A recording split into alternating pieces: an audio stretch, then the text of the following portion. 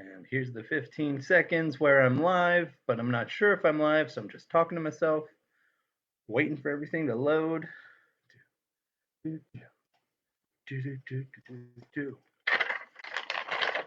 All right.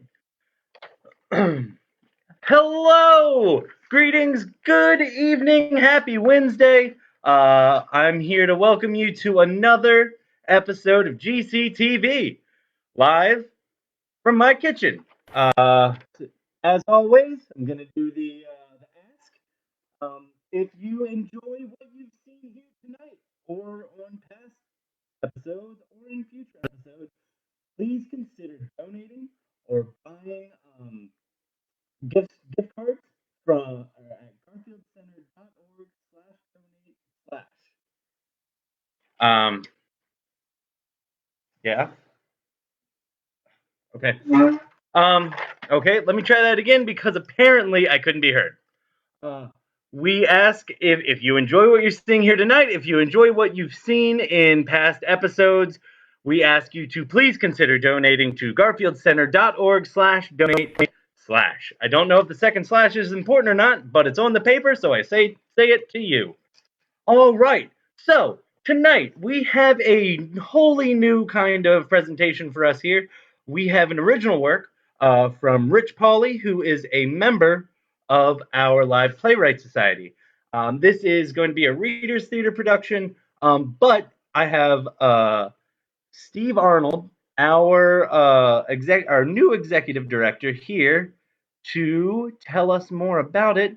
Right, that's him. And take it away, Steve, wherever you are. Steve? Oh, and unmute. There you go. You're free to go. There we go. Can you hear me? Yeah. Excellent. Welcome. I'm Stephen Arnold, the Garfield Center's Executive Director and a participant in tonight's program. So we have a really wonderful play tonight for you that we're going to present, but it's going to help to know a few things first. So I'm going to go over a couple of things that should make the presentation more fun for you. So first thing I want to tell you about is what Reader's Theater is. It's a style of theater in which the actors present dramatic readings of narrative material. So they can do this while they're seated, while they're standing, looking at their scripts. It can be material like a play, it can be material like a novel, but what it does is it puts the words of that work into the actors' voices so that they can perform out that presentation for you. So before we start, I want to tell you a little bit about this play and how we adapted it to Reader's Theater and tell you a little bit about the playwright. Rich Pauli. He's a really, really terrific guy. He, as Nick mentioned, is a member of our Live Playwright Society. He also had 2 premieres at the Garfield Center for the Arts, a short attention span theater. In 2018, he wrote a play called The New Me, and in 2019, he wrote Don Vito's Method. We would like to thank Rich for providing this opportunity for us to premiere his work for him, for all of you. And we think that he wrote a really great play. We have enjoyed getting to know it, and we definitely believe that you're going to have fun with it tonight as well. So with Rich's permission, we did adapt the stage directions to be more descriptive of character action versus traditional staging directions, which you normally find in a play. Now, we did this so that you can have a better opportunity to visualize the story and Simone's journey. So that's going to be my job in the script. I'm going to describe all of those narrative actions as kind of a narrator, all right? However, some of our performers will play multiple roles, so I want to clarify that as well. Also a narrator in this script is our good friend, Jim Landscroner. He plays 2 roles. He plays a narrator and he plays the court herald. Now, the reason why I'm noting that there's 2 narrators here is that my job as a narrator is specifically to describe action. His job represents a character that performs on stage. So whenever he's talking, you can visualize him as a character that's addressing the audience, all right? I also want to talk about our good friend, Jen Friedman, who is performing 3 roles.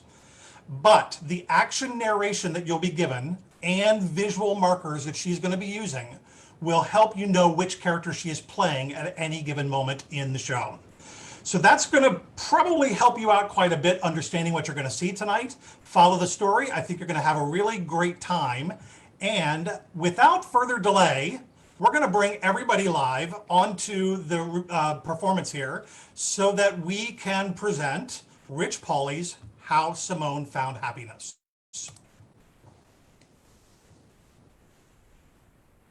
Okay, at Rise of the Curtain, we see the court herald, who is also our narrator, and King Aldrich in the throne room of Aldrich's castle in the kingdom of Splendoria. Aldrich is seated on the throne. The herald addresses the audience as the narrator. Once upon a time, I see you are ahead of me. You knew I was going to begin with once upon a time, didn't you? Well, of course you did. Because this is a tale of magic and far-off mist-shrouded lands and quests and bravery and mystery and knavery. And such tales must always begin in the same way. But now that I have complimented you on your astuteness, let us continue, shall we? We shall.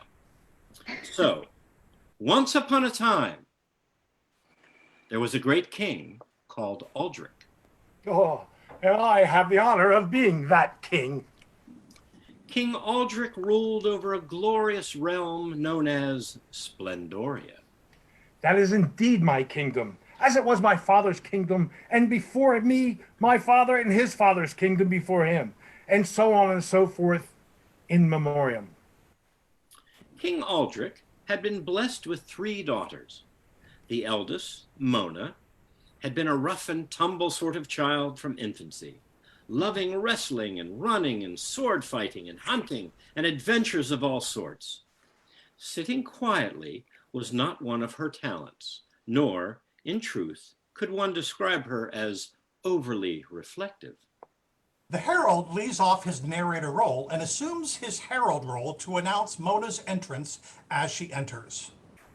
Your Majesty, your royal eldest daughter, Mona, seeks an immediate audience. Father! She goes to Aldrich and embraces him, then sits on a bench by the throne. Why are you not in school this morning, my daughter? That is what I wish to speak of, Father. School is not for me. School may be fine for those who wish to become philosophers or alchemists or scribes or archivists, but that is not my passion. I seek adventures. I want to rescue a village from the scourge of an evil dragon. I want to expel trolls from their hostage bridges. I want to rid the land of sorcerers and witches, hunt fierce boars in twilight forests, command armies in battles against giants. In short, Father, I want to lead a physically active life and have some fun. That is a very ambitious agenda, my daughter. Do you not think that, a few more years of schooling and preparation would be useful aid in that accomplishment? With respect, Father, I do not. Time is passing, and I am ready now. I seek your blessing to leave the palace and strike out in search of my own place in the world. The herald turns to the audience and becomes the narrator again. Well, what was a father to do? King Aldrich reluctantly gave his blessing. I wish you would reconsider. But if you must go, you must go. Each woman has her destiny. And if this is yours, then so be it. I give you my blessing. Live long and prosper. Thank you, Father. And so that very morning, Mona took leave of her father's kingdom in search of her own fate. Mona exits. King Aldrich's middle daughter, Dora, resembled her sister Mona in her restlessness. But where Mona's passion lay in physical contest, Dora's lay in exploration. She spent her days poring over charts and maps and dusty tomes containing tales of hidden cities and forgotten shores, of steaming tropics and frigid wastelands, rolling oceans and high mountain peaks. And she wished more than anything to venture forth into the wide world and see these wonders for herself. The The narrator again becomes the herald to announce Dora as she enters. Your Majesty, your royal daughter, middle daughter, Dora, seeks an immediate audience. Father, She goes to Aldrich and embraces him, then sits on the bench. Why are you not in school this morning, daughter? that is what I wish to speak of, Father. School is not for me.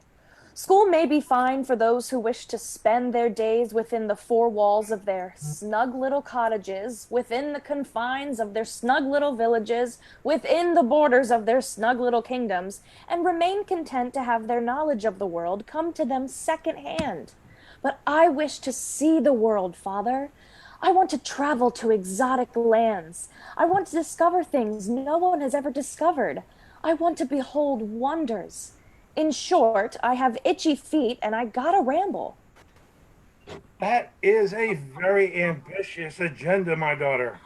Do you not think that a few more years of schooling and preparation would be a useful aid in its accomplishment?